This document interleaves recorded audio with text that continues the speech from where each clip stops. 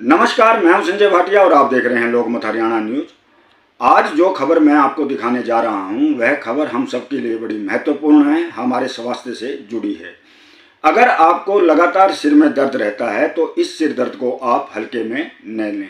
वरिष्ठ चिकित्सकों का कहना है कि लगातार सिर में दर्द रहना किसी भयंकर बीमारी को भी जन्म दे सकता है। इसलिए अगर आपको लगातार सिर में दर्द रहता है तो किसी अच्छे सर्जन के पास जाकर अपना इलाज करवाना चाहिए।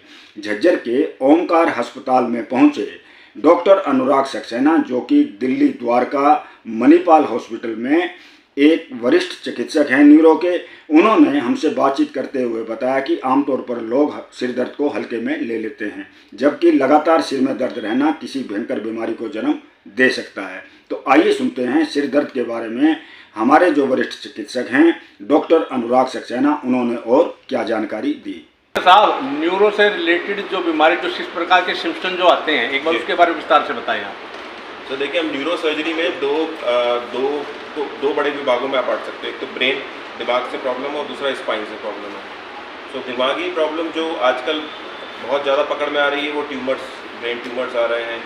फिर उसके अलावा आपके इन्फेक्शंस आ रहे हैं और एक्सीडेंट के केसेस जिनमें तुरंत सर्जरी की ज़रूरत पड़ती है।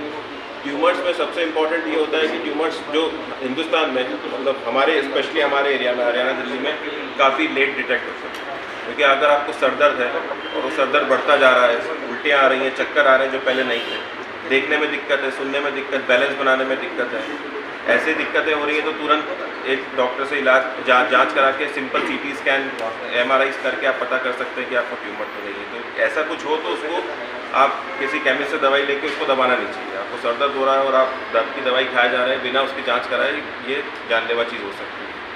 दूसरे स्पाइन की जो बात है, सबसे कॉमन हमारे पास में आता है आजकल सर्वाइकल का कमर दर्द, सियाटिका, स्लिप डिस्क का प्रॉब्लम। अब ये यंग पेशेंट्स में बहुत कॉमन होने लग गया है। पहले हम ये 50 साल की उम्र के बाद में देखते थे, और अब वर्क फ्रॉम होम कल्चर है, बैठने का काम है, ज़्यादा फिजिकल एक्टिविटी नहीं है, एक्सरसाइजेस वगैरह नहीं है, तो काफ़ी ऐसे पेशेंट्स आते हैं जिनको सर्वाइकल का पेन होता है, या लंबर पीछे कमर दर्द का पेन है, या पैरों में दर्द जा रहा है।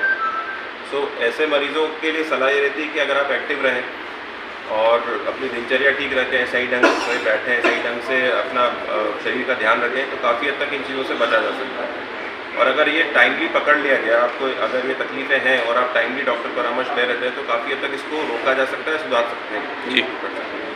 अगर नहीं लेते हैं तो लंबे समय में वो फिर चीज़ सर्जिकल चले जाती है, वो सर्जरी करने की नौबत ना आए, उसके पहले इस चीज़ों को रोका जा सकता है। जैसे आपने सिर के दर्द की बात की और ट्यूमर की बात की, तो जैसे ट्यूमर वाला जो रिलेशन है वो पूरे सिर दर्द का होता है, या उसमें कोई आधे सिर का भी होता है दर्द उसमें, कैसे आधे सिर, या बैक पेन होता है, या फ्रंट का होता है उसमें? ट्यूमर जब ब्रेन में इफेक्ट करता है तो नॉर्मली अगर आप ब्रेन को, आप सर को देखेंगे तो ये हमारे कपाल में, मतलब सर की हड्डी के अंदर एक पैक है, air tight, water tight cavity है जी, ना उसमें पानी आता ना हवा जाता, बिल्कुल टाइट है। तो जब भी प्रेशर बढ़ेगा, ट्यूमर जो है वो अंदर ग्रो करेगा, नॉर्मल ब्रेन को जब आएगा तो पूरे ब्रेन में प्रेशर आता है। तो ऐसे में हेडेक नॉर्मली आपको पूरे सर में आता है या शुरू में सर के आगे की तरफ आता है। एक तरफ का हेडेक ज़्यादातर माइग्रेन में होता है, लेकिन अगर नया हेडेक है जो आपको पहले नहीं था, जो सालों से नहीं चल रहा है, कहने का मतलब है, और वो नया हेडेक है, भले ही एक तरफ है, तो भी आपको एक शंका होनी चाहिए कि ये कहीं कुछ एबनॉर्मल मेरे ब्रेन में कोई हाई प्रेशर सिम्टम तो नहीं, जिसका एक मेन कारण ट्यूमर हो सकता है। तो कहने का मतलब है नया दर्द हो किसी भी हिस्से में ब्रेन के और वो बढ़ता जा रहा है, या उसके साथ और भी दिक्कतें आ रही हैं, देखने में सुनने की दिक्कतें आ रही हैं, चक्कर हो रहे हैं, उल्टियाँ हो रही हैं, तो ऐसे में ज़रूरी है कि आप तुरंत एक स्कैन कराएं, डॉक्टर के पास जाएं, तुरंत अपना एक बार जांच करा लें कि कोई सीरियस मामला तो नहीं है।